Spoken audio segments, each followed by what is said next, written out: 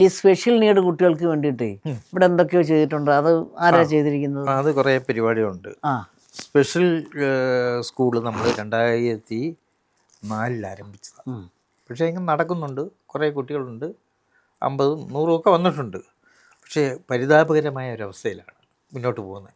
ഞാൻ വളരെ കാരണം എയ്ഡൊന്നുമില്ല, ക്വാളിഫൈ ചെയ്ത അധ്യാപകർക്ക് വലിയ ശമ്പളം കൊടുക്കണം, വെറും പാവപ്പെട്ട കുട്ടികളാണ് ഇവിടെ വരുന്നത്.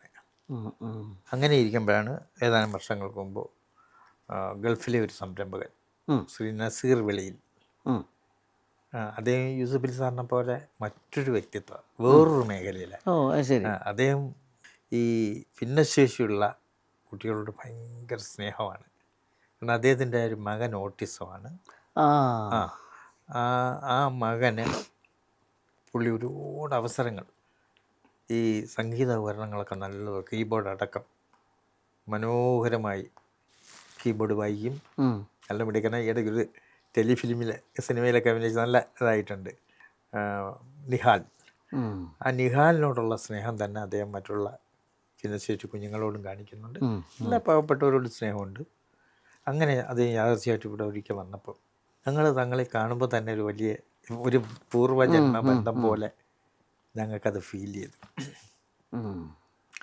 അപ്പം ഞാൻ ഈ സ്കൂളിനെ സംബന്ധിച്ച പ്രയാസങ്ങളൊക്കെ പറഞ്ഞു അദ്ദേഹത്തോട്. ഒന്നും ചോദിച്ചില്ല, അദ്ദേഹം പോയിട്ട് എന്നെ വിളിച്ച്, ചേട്ടാ എന്ത് വേണമെങ്കിലും ഞാൻ ചെയ്യും, അത് നടത്താൻ പറഞ്ഞു. ഞാൻ പറഞ്ഞ് എന്നെക്കൊണ്ട് പറ്റുന്നില്ല, ഈ സ്കൂളിൻ്റെ ഒരു ചെയർമാൻ പദവി അങ്ങ് ഏറ്റെടുത്ത് അങ്ങ് എന്നെ നടത്തിക്കോ, എനിക്കിത് കളയാനും പറ്റുന്നില്ല, നടത്തിക്കൊണ്ട് പോകാനും പറ്റുന്നില്ല, അപ്പുറത്തെ ആ സ്കൂള്. അപ്പോൾ അദ്ദേഹം വേണ്ടെന്നൊക്കെ പറഞ്ഞെങ്കിലും ഞാൻ സമ്മതിപ്പിച്ചു. അദ്ദേഹം അങ്ങനെ അന്നു മുതൽ അധ്യാപകർക്ക് ശമ്പളം അദ്ദേഹം കൊടുക്കുന്നുണ്ട്. അതൊരു 4-5 ലക്ഷം രൂപ മാസം അദ്ദേഹം കൊടുക്കുന്നുണ്ട്. സ്കൂളിൽ സൗകര്യങ്ങൾ ഒത്തിട്ടുണ്ട്. ഇപ്പം ഫിസിയോതെറാപ്പിയുടെ യൂണിറ്റ് ഉണ്ട്, പിന്നെ ഈ പ്രത്യേകമുള്ള ക്ലാസ് റൂമുകളുണ്ട്, പിന്നെ ഈ സെൻസറിങ് റൂം ഇപ്പം ചെയ്യുന്നുണ്ട്. അങ്ങനെ ഒട്ടേറെ കാര്യങ്ങൾ അവിടെ കുട്ടികൾക്ക് വേണ്ടി പുതിയ സംവിധാനങ്ങൾ തന്നെ.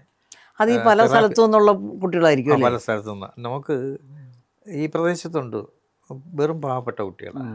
ഇപ്പം നമ്മളൊരു 40 കിലോമീറ്റർ വരെ നമ്മുടെ സ്കൂൾ ബസ് പോയി കുട്ടികളെ കൊണ്ടുവരുന്നു. ഒരു പൈസ പോലും അവരിൽ നിന്നൊന്നും നമ്മൾ വാങ്ങുന്നില്ല. വളരെ പരിതാപകരമായ വീടുകളിൽ ഈ മാതാപിതാക്കൾക്ക് ഒരു കാരണവശാലും താങ്ങാൻ പറ്റാത്ത കുഞ്ഞുങ്ങളാണ്. അവർക്ക് ഒരുപാട് തെറാപ്പികളൊക്കെ ഉണ്ട്. അപ്പോൾ പല കുഞ്ഞുങ്ങളും ഇപ്പം ഈ പഴയ സ്ഥിതിയിൽ നിന്ന് മാറി ഇഴഞ്ഞ് നടക്കുന്ന പിടിച്ച് നടക്കുന്ന ലെവൽ വന്നിട്ടുണ്ട്. ഈ ബാത്റൂമിലും ടോയ്ലറ്റിലും ഒന്നും പോകാൻ അറിയാത്ത കുട്ടികളെ അതിന് പരിശീലനം, അങ്ങനെ ഒരു മികച്ച ലെവലിലായിട്ടുണ്ട്. അതിന് അദ്ദേഹം ചെയ്യുന്ന ഒരു വലിയ സപ്പോർട്ട് ഉണ്ട്. ഇപ്പം നമ്മുടെ സോഹൻ റോയ്, അദ്ദേഹം പ്രത്യേകിച്ച് പരിചയപ്പെടുത്തേണ്ട കാര്യമല്ല. സിനിമാ മേഖലയിലും അദ്ദേഹം, മേഖലയിലായാലും ഏത് മേഖലയിലും അദ്ദേഹം നമുക്ക് ഒരു തിയേറ്റർ കുട്ടികൾക്ക് പഠിക്കാൻ വേണ്ടിയിട്ട് ഒരു മോഡേൺ സിസ്റ്റത്തോട് കൂടിയിട്ടുള്ള ഒരു തിയേറ്റർ സംവിധാനം ചെയ്തു തരുന്നുണ്ട്. അതൊക്കെ ഭിന്നശേഷി കുട്ടികൾക്കും പ്രയോജനമാകാൻ സാധ്യതയുണ്ട്. പിന്നെ നമുക്ക് ഖത്തറിലുള്ള ഒരു സജി എബ്രഹാം, അദ്ദേഹമാണ് ഭിന്നശേഷിക്കാർക്ക് വേണ്ടി ഒരു വില്ലേജ് ഗാന്ധിമിന് വേണ്ടി ചെയ്തു തന്നെ. ഇങ്ങനെയൊക്കെ കുറേ ആളുകൾ നമ്മളെ കരുതുന്നു. അവരൊക്കെ ശരിക്കും കേരളത്തിൻ്റെ അഭിമാനങ്ങളാണ്. അവർ മറ്റുള്ളവരെ സഹായിക്കാൻ നോക്കുന്നു, അവർക്ക് ആരോടും പരാതിയും പരിഭവമില്ല. അവർ വേറെ ഒന്നും പ്രതീക്ഷിക്കുന്നില്ല. അവരുടെ ഒരു ദൗത്യം എന്നുള്ള നിലയിൽ ഏറ്റെടുത്ത് ചെയ്യുന്നു. നസീർ വെളിയിൽ അദ്ദേഹം ഞങ്ങൾ ഒരു ചേട്ടനെ പോലെ തന്നെ എപ്പോഴും വിളിക്കാം. അദ്ദേഹം കരുനാഗപ്പള്ളിയിൽ സ്പെക്ട്രം ഹാർട്സ് എന്നും പറഞ്ഞൊരു സംരംഭം ആരംഭിച്ചിട്ടുണ്ട്. അവിടെ ഭിന്നശേഷി കുട്ടികൾക്ക് വേണ്ടി എല്ലാ തെറാപ്പിയും ഉണ്ട്. അവിടെ താമസിപ്പിക്കുന്നില്ല, അവിടെ കുട്ടികളെ കൊണ്ടുവന്നാൽ ഫ്രീ ആയി എല്ലാം ചെയ്തു കൊടുക്കുന്നു. അതിന് അദ്ദേഹം എനിക്ക് തോന്നുന്നു ഒരു മാസം 10 ലക്ഷം രൂപയെങ്കിലും അതിനു വേണ്ടി അദ്ദേഹം. അല്ല, അതൊക്കെ അങ്ങനെ ചെയ്യാനുള്ള ഒരു മനസ്സ് പിന്നെ അതാണ് വലിയ കാര്യമല്ലേ സത്യം. അങ്ങനെയൊക്കെയുള്ള ആളുകൾ നമ്മുടെ നമ്മുടെ നാട്ടിലത് മറ്റു നാട്ടിലുണ്ട്. തീർച്ചയായിട്ടും. അല്ല, ഞാൻ ഈ സാറ് പറയുന്നൊക്കെ നമുക്ക് അന്ന് അംബാനിയും അദാനിയും ഒന്നും ഇല്ലെങ്കിൽ പോലും ആ അതെ അതെ അതിനേക്കാൾ താൻ ധർമ്മിഷ്ഠരായിട്ടുള്ള മലയാളി സഹോദരങ്ങൾ ഉണ്ട് നമ്മുടെ ഉണ്ട് ഉണ്ട് ഇടയിലുണ്ട്. തീർച്ചയായിട്ടും ഉണ്ട്. അല്ല, ഞാൻ ആലോചിക്കുക, ഇത്രയും എന്തെല്ലാം സംഭവങ്ങളാണ് ഒരാളിൻ്റെ തലയിൽ കൂടെ ഓടേണ്ടതല്ലേ. ആ അതിപ്പം ചേച്ചി നമുക്ക് എല്ലാവർക്കും ഓരോ ദൗത്യം തന്നിട്ടില്ലേ? ഉണ്ടുണ്ട്. അല്ല, ഞാൻ ആലോചിക്കുന്നില്ല സാറിപ്പം ഇന്നിപ്പം നാളത്തെ കാര്യം സാറ് പറഞ്ഞല്ലോ, നാളത്തെ കാര്യം, നാളെ ഇനിയിപ്പം ഈ ഭക്ഷണത്തിൻ്റെ കാര്യം എവിടെ നിന്നെങ്കിലുമൊക്കെ വരും അല്ലേ. അങ്ങനെ നമ്മൾ ഞാനില്ലേ എല്ലാ തരത്തിലും അങ്ങ് ഞെരുങ്ങിക്കഴിഞ്ഞാൽ പിന്നെ നമുക്ക് ഒന്നുമില്ല, ഒന്നും ചിന്തിക്കാനില്ല. വരുന്നെങ്കിൽ വരുന്നിടത്ത് ചെയ്യാം. അതെ, എന്തായാലും ശരി, ദൈവം കരുതലുണ്ട്, അതെ, മുട്ടിക്കുന്നില്ല, എന്നെ മുട്ടിക്കുന്നില്ല. അല്ല ഞാനും അതെ, ഞാനും ഇതുപോലെ പ്രാർത്ഥനകളും പരിപാടികളും ഞെരുക്കങ്ങളും പെരുക്കങ്ങളും ഒക്കെ ഉണ്ട്. പക്ഷേ എന്നാലും എവിടെ നിന്നെങ്കിലുമൊക്കെ ദൈവം എന്തെങ്കിലുമൊക്കെ കൊണ്ടുതരും. കാരണം നമ്മളാരും ആർക്കും ഒരു ദ്രോഹവും ചെയ്തിട്ടില്ല. എല്ലാവർക്കും നല്ലത് വരണമെന്ന് മാത്രമേ പ്രാർത്ഥിച്ചിട്ടുള്ളൂ, ചെയ്യുന്നുള്ളൂ അല്ലേ. എനിക്ക് ചേച്ചിയെ ഭയങ്കര ഇഷ്ടമുണ്ടായിരുന്നൊരു കാലമാണ്. എന്താണ്? അനേക വർഷങ്ങൾക്ക് മുമ്പ് പ്രേം നസീർ, ഷീല, അടൂർ ഭാസി, ശ്രീലത, ചേച്ചിയുടെ എല്ലാ സിനിമയും ഞാൻ മിക്കവാറും കണ്ടിട്ടുണ്ട് കേട്ടോ. അന്നത്തെ ഭയങ്കര ഗ്ലാമർ താരമാണ് ചേച്ചി. പിന്നെ എനിക്ക് ചേച്ചിയെ കാണണമെന്ന് അന്നേ ആഗ്രഹം തോന്നിയിട്ടുണ്ട് മനസ്സിൽ. സിനിമ പ്രേം നസീർ സാറിനെ കാണണമെന്ന് തോന്നിയിട്ടുണ്ട്. അദ്ദേഹത്തിനെ അവർക്ക് കാണാൻ പറ്റിയില്ല. ഷീലയെ കാണണമെന്ന് അവരെ കണ്ടിട്ടില്ല. അടൂർ ഭാസിയും കാണണമെന്ന് ആഗ്രഹം ഉണ്ടായിരുന്നു, അദ്ദേഹത്തെയും കാണാൻ പറ്റിയിട്ടില്ല. പക്ഷേ ചേച്ചിയെ ഞാനിങ്ങനെ കാണണം എന്നാഗ്രഹിച്ചിരുന്നു. പിന്നെ ചേച്ചി കല്യാണം കഴിഞ്ഞ് പോയതും ചേച്ചിയുടെ ആയുർവേദ ബിസിനസ് സംരംഭങ്ങളും ഒക്കെ അറിയുന്നുണ്ട്. പക്ഷേ യാദൃച്ഛികമായിട്ട് നമ്മൾ കണ്ടുകൂട്ടി. സത്യം. അപ്പം അത് നമ്മൾ ആഗ്രഹിച്ചാൽ അതെ എന്നായാലും സാധിക്കും എന്നുള്ളതാണ്. സാധിക്കും. കണ്ടുമുട്ടുകയും നമ്മളൊരു സഹോദര തുല്യരായി മാറുകയും ചെയ്യും. സത്യം. ഒരു കുടുംബത്തിലെ ആളുകളായി മാറിയില്ലേ? മാറി. പിന്നെ തീർച്ചയായിട്ടും ഞാൻ ഇടയ്ക്കിടയ്ക്ക് ഇവിടെ വരുന്നുണ്ട്. ഇവിടുത്തെ പല ഇതിൽ എനിക്കിപ്പോൾ ഈ കഴിഞ്ഞ ഒരു 100 അമ്മമാർക്ക് നമ്മളെ ആദരിച്ചു മദേഴ്സിലേക്ക്. അവർക്ക് മാലയിട്ട്, ഇതൊക്കെ ഒരു ഭാഗ്യമല്ലേ. ചേച്ചിയാ 100 അമ്മമാരെ ഒരുക്കി മാലയിട്ട് അവരെ സ്വീകരിച്ചു. അത് എൻ്റെ ജീവിതത്തിലെ ഒരിക്കലും മറക്കാൻ പറ്റാത്ത. കുഞ്ഞുങ്ങളെ എഴുത്തിനിരുത്തി. അത് ആദിവാസി ശബരിമല വനത്തിൽ ആദിവാസി കുഞ്ഞുങ്ങളെ 20-25 പേരെ അവിടുന്ന് ഒരു ടൂറിസ്റ്റ് ബസ്സിനകത്ത് അതിൻ്റെ മാതാപിതാക്കളെയും കൊണ്ട് ഇവിടെ കൊണ്ടുവന്നിരുത്തി. കൂടെ ചേച്ചിയുടെ കൂടെ എഴുത്തിനിരുന്നത് ടി കെ നായർ സാർ, പ്രധാനമന്ത്രിയുടെ പ്രിൻസിപ്പൽ സെക്രട്ടറി ആയിരുന്നത്. പിന്നെ justice MR Hariharan Nair sir, അവരും ചേച്ചിയും കൂടാണ് അന്ന് ആദിവാസി കുട്ടികളെ എഴുത്തിനിരുത്തിയത്. അതൊക്കെ ഒരു അനുഭവം. എന്തെല്ലാം പരിപാടികളാണ്. അതുപോലെ ഒരുപാട് പ്രധാന പരിപാടി ഉണ്ടോ ചേച്ചി? എന്നെ വിളിച്ചിരിക്കും. ഞാൻ പ്രത്യേകം പറഞ്ഞിട്ടുണ്ട്. പിന്നെ ഒന്നാമത് പിള്ളേരോ കൂടെ ഇല്ല, പിന്നെ ജോലിക്കാരി അതൊന്നും ഇല്ല. അപ്പോൾ ഇങ്ങനെ ഇരിക്കുമ്പോൾ നമ്മൾ ആലോചിക്കും, ഷൂട്ടിംഗ് ഒന്നും ഇല്ലെങ്കിൽ നമ്മൾ എങ്ങോട്ട് പോകും? ഒന്നീ അമ്പലങ്ങളിൽ പോവുക. അതുപോലെ ഒരു അമ്പലമാണ് ഇത്, ഇങ്ങോട്ട് വരിക. എന്തായാലും ഞാൻ വിചാരിച്ചതിൻ്റെ ഒക്കെ അപ്പുറമാണ് കേട്ടോ. അല്ല, ഇത്രയും ഒരുപാട് കാര്യങ്ങൾ ഒരു മനുഷ്യന്റെ ആയുസ്സിൽ ഇതൊക്കെ പറ്റുമോ ഇതൊക്കെ ചിന്തിക്കാൻ എനിക്ക് പറ്റുന്നില്ല. നമ്മൾ യൂസഫലി സാറിനെ ആലോചിക്കുന്നത്. അയ്യോ സത്യം. അതെ അതെ. 100-100 മാളുകൾ ഒരുപാട്. അത് ഇത്ര ചിട്ടയായിട്ട് സിസ്റ്റമാറ്റിക് ആയിട്ട് ഒരു ലക്ഷ്യബോധത്തോടെ നടത്തുക. എന്തെല്ലാം സംരംഭങ്ങളാണ്, ഒരുപാട് കാര്യമുണ്ട്. അതെല്ലാം തന്നെയല്ല, ചേച്ചിയെ കണ്ടാൽ, എന്നെ കണ്ടാൽ, ഇദ്ദേഹത്തെ ശ്രീ ഷാജിയെ കണ്ടാൽ ഒക്കെ തിരിച്ചറിഞ്ഞ് ഓടി വന്ന് നമ്മളെ കയറി കെട്ടിപ്പിടിക്കും. ശരി. അതാണ് ഒരു മനുഷ്യൻ്റെ പ്രത്യേകത എന്ന് പറഞ്ഞാൽ. അപ്പം അദ്ദേഹമൊക്കെ ചെയ്യുന്ന കൂട്ടം നോക്കിയാൽ ഒന്നും ചെയ്യുന്നില്ല ഇല്ലേ? അദ്ദേഹം അധ്വാനിച്ച കാശാണ് എടുത്ത് എല്ലാവർക്കും കൊടുക്കുന്നത്. അതുമല്ല, വെറുതെ അല്ല കൊടുക്കുന്നത്, അദ്ദേഹം പഠിക്കും. കൊടുക്കേണ്ടതാണോ? അതെ കൊടുക്കേണ്ടതാണോ? അതൊക്കെ ശരിയാ. അതെ.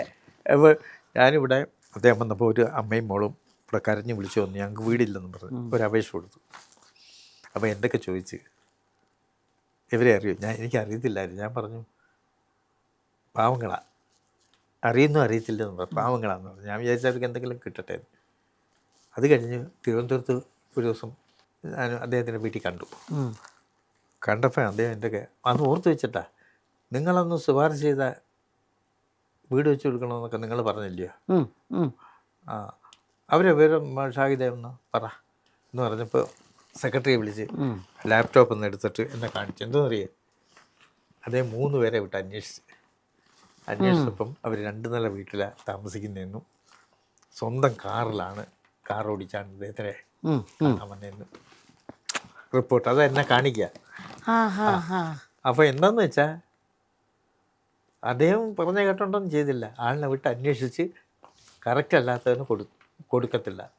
അല്ല, അത് ശരിയല്ലേ? കറക്റ്റ് ഉള്ളവർക്ക് കൊടുത്തു. എന്നാൽ ആ അന്വേഷിക്കാൻ വന്ന സംഘം കൊല്ലത്തൊരു പാവപ്പെട്ടവർക്ക് ബാങ്ക് ജപ്തി ചെയ്തിരിക്കുന്ന അത് ആ കാശടച്ച് പ്രമാണം മേടിച്ച് അവരെ വീട്ടിൽ കൊണ്ടുകൊടുത്തു. അങ്ങനെയുള്ളൊരു ഇത്രയൊക്കെ ഒരു ശ്രദ്ധിച്ച് ചെയ്യുന്നു എന്നൊക്കെ പറയുന്നേ സത്യം. അതൊരു വലിയ സംഭവം. നമ്മുടെ കേരളീയർക്ക്, ഇന്ത്യക്കാർക്ക് ഇത്രയും അഭിമാനം ഉള്ള ഒരു മനുഷ്യൻ. തീർച്ചയായിട്ടും അതാണ് അത്. നമ്മളത് അദ്ദേഹത്തിൻ്റെ ജീവിതമൊക്കെ വലിയ ബിസിനസ് മാനേജ്മെൻറ്റ് പഠനങ്ങളിൽ ഏറ്റവും പ്രധാനപ്പെട്ട ഒരു ഗ്രന്ഥമായി നാളെ മാറും. അതെ, സത്യമാണ്. അല്ല, അതുപോലെ തന്നെ ഇപ്പം നമ്മുടെ സ്ഥാപനം എന്ന് വെച്ചാൽ ഇപ്പം നമുക്ക് ലോകത്തെല്ലാവർക്കും അറിയാം. അതിങ്ങനെ വളർന്ന് പോട്ട് ഇനി ഒരുപാട് പേര് ഇവിടെ അല്ല തണലതിന് ഇവിടുത്തെ ഒരു പ്രത്യേകത ഞാൻ പറയുന്നത് വെച്ചാൽ ഇവിടെ വരുന്ന അമ്മമാർക്കും സഹോദരന്മാർക്കും ഒന്നും ഒരിക്കലും ബോറടിക്കില്ല. എല്ലാ സർവ്വമത പ്രാർത്ഥനകളും ദിവസമുണ്ട്, എന്തെങ്കിലുമൊക്കെ പ്രോഗ്രാംസ് ഉണ്ട്. അതൊക്കെ കണ്ടുകൊണ്ടിരിക്കുക. സമാധാനം. വീട്ടിൽ നിന്ന് അടിച്ചിറക്കുകയും വല്ല സ്ഥലത്തും കാറി കൊണ്ടിറക്കി വിട്ടതും ഒക്കെ എന്ത് കഷ്ടമാണ് ജീവിതം എന്ന് ആലോചിക്കുക. പക്ഷെ എന്നാലും ഈ അമ്മമാർ ഒരിക്കലും മക്കളെ തള്ളി പറയത്തില്ല. അത് അമ്മയുടെ ഒരു പ്രത്യേകത. അത് സത്യമാണ് കേട്ടോ. അതെ, പറയും അങ്ങനെ ഇത് എന്നെ അമ്മ അടിച്ച് തട്ടി ഇട്ടെന്നൊക്കെ പറയും. നമ്മൾ ഒരു കേസ് എടുക്കട്ടെ അമ്മേ, ഇപ്പം പോലീസിൽ ഹാജരാക്കാന്ന് പറയും. അമ്മ മനസ്സെന്ന് പറയുന്നത് അതെൻ്റെ സത്യമാണ്. അപ്പം അതെ. അപ്പം ഇനി അടുത്ത ഫംഗ്ഷൻ എന്നായിരിക്കും? ഞാൻ എല്ലാ ഫംഗ്ഷനും വരുമല്ലോ മിക്കവാറും, അല്ലെങ്കിൽ ഏതെങ്കിലും ഒരു നമ്മുടെ ഇതിൻ്റെ തന്നെ ഒരു ശാഖ ഉദ്ഘാടനം ഉണ്ടെങ്കിൽ അങ്ങോട്ട് പോകും. പക്ഷെ അത് നല്ല ഒരു കാര്യമായിട്ട് തന്നെ എനിക്ക് തോന്നുന്നു. എൻ്റെ മനസ്സിനൊരു ഇവിടെ വരുമ്പോൾ ഒരു പോസിറ്റീവ് എനർജി ഉണ്ട്. ഇവിടെ ഒരു പ്രത്യേകതയുണ്ട്. പിന്നെ ഇവിടുത്തെ ഭക്ഷണം അത് പറയാതിരിക്കാൻ വയ്യ. ഇവിടെ ഞാൻ ഈ രാത്രി ചപ്പാത്തി വേണ്ടിയവർക്ക് ചപ്പാത്തി, കഞ്ഞി വേണ്ടിയവർക്ക് കഞ്ഞി, അല്ലേ? രാത്രി ചപ്പാത്തി ഉണ്ട്, കഞ്ഞിയുണ്ട്, പിന്നെ ഉപ്പുമാവുണ്ട്, ചിലർക്ക് ചോറ്. അതാണ് ഞാൻ പറഞ്ഞത്. രാത്രി പല ഐറ്റം ആണല്ലേ? ഇതെല്ലാം ഉണ്ടാക്കണ്ടേ? രാവിലെ തന്നെ ഞാൻ അന്നൊരു ദിവസം വന്നപ്പോൾ ഇടിയപ്പം, എന്തൊരു സ്വാദായിരുന്നു. ഞാൻ ആലോചിച്ചു, ഭാഗ്യമാണ് കേട്ടോ ഇവിടെയുള്ള എല്ലാവരുടെയും. ഇങ്ങനെ എന്തൊരു നല്ല നല്ല ഭക്ഷണം കിട്ടുന്നു. ഉച്ചയ്ക്കെന്നും സദ്യ, വലിയ കാര്യമാണ്. നമ്മൾ ജീവിക്കുന്ന അന്നം കൊടുക്കുന്നുണ്ടാ ചേച്ചി ഇത് നിലനിൽക്കുന്നത്. അതെ, ഇവിടെ വരുന്ന ഒരാൾ പോലും ആഹാരം കഴിക്കാതെ പോകാൻ പാടില്ല, ഏത് അർദ്ധരാത്രി വന്നാലും. പിന്നെ വെല്ലൂർ താലൂക്ക് ഗവൺമെൻറ് ആശുപത്രി രാവിലെ ഭക്ഷണം നമ്മളാണ് കൊടുക്കുന്നത്. ആണോ? അത് രാവിലെ 8 മണിക്ക് മുമ്പ് ഇവിടുന്ന് വണ്ടിയിൽ ഇങ്ങനെ പോകും. ഈ ചപ്പാത്തിയൊക്കെ മെഷീൻ എല്ലാം മെഷീനറികളാണ്. അതല്ലേ? ഓ, അല്ലെങ്കിൽ എങ്ങനെ ഉണ്ടാകും? എല്ലാം മെഷീനറികളാണ്. പക്ഷെ നല്ല ഫുഡ് കേട്ടോ. അതുപോലെ നമ്മുടെ മാധവേട്ടൻ ഇവിടെ അല്ലേ താമസിച്ചത്? അതെ അതെ അതെ. കുറേ നാളുണ്ടായിരുന്നല്ലേ? 9.5 വർഷം ഉണ്ടായിരുന്നു. പുള്ളി എപ്പോഴും കാണുമ്പോൾ പറയും സന്തോഷമായിട്ടിരിക്കുന്നു. ഇവിടെ വന്ന് ചേർന്നത് വളരെ നല്ല കാര്യം. പിന്നെന്താ വെച്ചാൽ അദ്ദേഹത്തിൻ്റെ ഫാമിലിയൊക്കെ ഒന്നും ശരിയായില്ല. അതൊരു വലിയ ദുഃഖം ഉണ്ടായിരുന്നു. പിന്നെ ആ ഒരു ചെറുപ്പകാലത്ത് അതിനെപ്പറ്റി ചിന്തിച്ചിരുന്നില്ല. പക്ഷേ കുറച്ച് പ്രായമായി കഴിഞ്ഞപ്പം അദ്ദേഹം അതിനെപ്പറ്റിയൊക്കെ ചിന്തിച്ചു. എന്നാലും മോനൊക്കെ വലിയ നിലയിലായില്ലേ. എന്നാലും ഇങ്ങനൊരു പിന്നെ സ്ഥാപനം ഉള്ളത് അദ്ദേഹം അല്ലാതെ പിന്നെ പാലാത്തങ്കം ഉണ്ടായിരുന്നു ഇവിടെ, അല്ലേ? പിന്നെ ചന്ദ്രമോഹൻ ചേട്ടനുണ്ട്. അത് അമ്പിളിയുടെ ഹസ്ബൻഡ് ഇവിടെ ആകാശവാണിയിലെ TP രാധാമണി ചേച്ചിയുടെ മകൻ. അതറിയാം. പി ഗംഗാധരൻ നായർ സാറൊക്കെ ഇതിന്റെ അദ്ദേഹത്തിന്റെ അറിയാം. ഫാദർ ഇവിടെ ഉണ്ട്. ഞാൻ കണ്ടിട്ടുണ്ട്. ഉണ്ട്, ഞാൻ കണ്ടിട്ടുണ്ട്. അപ്പം അങ്ങനെയാണ് കാര്യങ്ങളൊക്കെ. എനിക്ക് സത്യം പറഞ്ഞുണ്ടല്ലോ, എനിക്ക് ഇത്രയും കാര്യങ്ങളൊക്കെ ഉണ്ടായിരുന്നോ എന്നെനിക്ക് ഭയങ്കര അത്ഭുതമാണ് തോന്നുന്നത്. ഇങ്ങനെയൊക്കെ സാറ് ഇത് എങ്ങനെ മെയിൻറ്റെയിൻ ചെയ്ത് പോയി, ഇതെല്ലാം കൂടെ ഒരു മനസ്സിനകത്ത് എങ്ങനെ ഇതൊക്കെ കൂടെ, അല്ലെങ്കിൽ സമരങ്ങളും ആൾക്കാർ കേസ് കൊടുക്കുക, അയ്യോ, അല്ലെങ്കിൽ നമ്മളൊക്കെ തകർന്നു പോകും. പക്ഷേ അത് വലിയ കാര്യമായി. പിന്നെ ഇവിടെയുള്ള അമ്മമാരുടെയും ഇവിടെയുള്ള മറ്റുള്ളവരുടെയൊക്കെ പ്രാർത്ഥനകളും എല്ലാം, ഒരു സ്ഥാപനം നല്ല രീതിയിൽ പോകണം, അത് നടത്തുന്ന ആൾ നന്നായിരിക്കണം, എങ്കിലേ നമുക്കും ജീവിക്കാൻ പറ്റുള്ളൂ. അതൊക്കെ ഒരു വലിയ കാര്യമാണ്. ഞാൻ പറയുകയാണെങ്കിൽ ഇത് കണ്ടുകൊണ്ടിരിക്കുന്ന പലർക്കും ഇതിനകത്തുള്ള കാര്യങ്ങളെപ്പറ്റി കൂടുതലായിട്ടൊന്നും അറിയില്ല. പക്ഷേ നിങ്ങളെല്ലാവരും എന്തെങ്കിലുമൊക്കെ നാട്ടിൽ വരുമ്പോഴോ അല്ലെങ്കിൽ ഇവിടെ വന്ന് ഈ സ്ഥാപനത്തിൽ ഒന്ന് വരണം. നിങ്ങളെ കൊണ്ട് എന്തെങ്കിലുമൊക്കെ ചെയ്യാൻ കഴിയുമെങ്കിൽ നിങ്ങൾ ചെയ്യണം. അത് ഒരു വലിയൊരു കാര്യമാണ്. കാരണം അദ്ദേഹം ആരോടും ഒന്നും ചോദിക്കില്ല, അതെനിക്കറിയാം. പിന്നെ ഇങ്ങനെയുള്ള കാര്യങ്ങളൊക്കെ കാണുമ്പോൾ നമ്മൾ നല്ല മനസ്സുകൊണ്ട് നമ്മൾ ഓരോന്ന് അവർക്ക് വേണ്ടി ചെയ്യുക. ഇവിടെ ഒരുപാട് അമ്മമാരുണ്ട്, ഇവിടെ വന്ന് കാണേണ്ടതാണിത്. അവരെല്ലാവരും വളരെ സന്തോഷത്തോടെ ഇവിടെ ജീവിക്കുന്നത്. അവർക്കൊരു പ്രശ്നങ്ങളുമില്ല. ഭക്ഷണം നല്ല ശുചിത്വമായിട്ടുള്ള സ്ഥലം, ഇവിടെ ഒരു പോസിറ്റീവ് എനർജി ഉള്ളൊരു സ്ഥലം. പിന്നെ ഞാൻ പറഞ്ഞല്ലോ, എനിക്കും ഷൂട്ടിംഗ് ഇല്ലാത്ത സന്ദർഭത്തിലും എനിക്ക് എന്തെങ്കിലും ഒരു പ്രശ്നം എന്ന് മാനസികമായിട്ട് മനുഷ്യനല്ലേ, എന്തെങ്കിലും ഞാൻ സാറിനെ വിളിക്കും, സാറേ എന്നെ വിളിക്കണേ, അവിടെ എന്തെങ്കിലും ഫംഗ്ഷനാണ്, ഞാൻ ഓടി ഇവിടെ എത്തും. എനിക്ക് ഭയങ്കര ഇഷ്ടമുള്ള ഒരു സ്ഥലമായത്. ഇത്രയും നേരം സാറിൻ്റെ വിലപ്പെട്ട സമയം എനിക്ക് വേണ്ടി ചെലവഴിച്ചതിൽ ഒരുപാട് നന്ദിയുണ്ട്. എനിക്ക് ഇങ്ങനൊരു സന്ദർഭം കിട്ടിയതിൽ എനിക്ക് വലിയ സന്തോഷമുണ്ട് മനസ്സിന്. അപ്പം ഇനിയിപ്പോൾ ഇനി ഇതുപോലെ വേറെ സ്ഥാപനങ്ങൾ ഇനി ഒരുപാടുണ്ടാവട്ടെ. ഇതിനിപ്പോൾ 10-20 ഉണ്ടല്ലോ അല്ലേ. അതിനിയും കേരളം മുഴുവനും മറ്റ് അന്യ സംസ്ഥാനങ്ങളിലും ഒക്കെ ഇത് നല്ല രീതിയിൽ നന്നായിട്ട് പോകട്ടെ, വളർന്നു വരട്ടെ. എല്ലാ ആശംസകളും സാറിന്. എന്തായാലും ശ്രീലത നമ്പൂരി ചേച്ചിയായിട്ട് ഇത്രയും നേരം നമ്മളൊത്തിരിയും ഇരിക്കുകയും വർത്തമാനം പറയുകയും ചെയ്തു. ശരിയാ. എങ്കിലും ഇങ്ങനെ നമുക്കിരുന്ന് സംസാരിക്കാൻ കഴിഞ്ഞ വലിയ സന്തോഷമുണ്ട്. നമ്മൾ ഇരുന്ന് സംസാരിച്ചത് TP മാധവൻ ചേട്ടൻ താമസിച്ച മുറിയിൽ തന്നെയാണ്. ശരിയാ. അത് വലിയ സന്തോഷമുണ്ട്. അമ്മ ചാനലിൻ്റെ ഈ സ്നേഹത്തിന്, ഈ കരുതലിന് പ്രത്യേകം നന്ദിയും കടപ്പാടുമുണ്ട്. അമ്മ ഒരുപാട് നല്ല കാര്യങ്ങൾ, നന്മ സമൂഹത്തിൽ പ്രകാശിപ്പിച്ചുകൊണ്ടിരിക്കുന്ന അതിന് പ്രത്യേകമായ ഗാന്ധിഭവൻ കുടുംബത്തിൻ്റെ അഭിനന്ദനങ്ങൾ നേരുന്നു. നമസ്കാരം.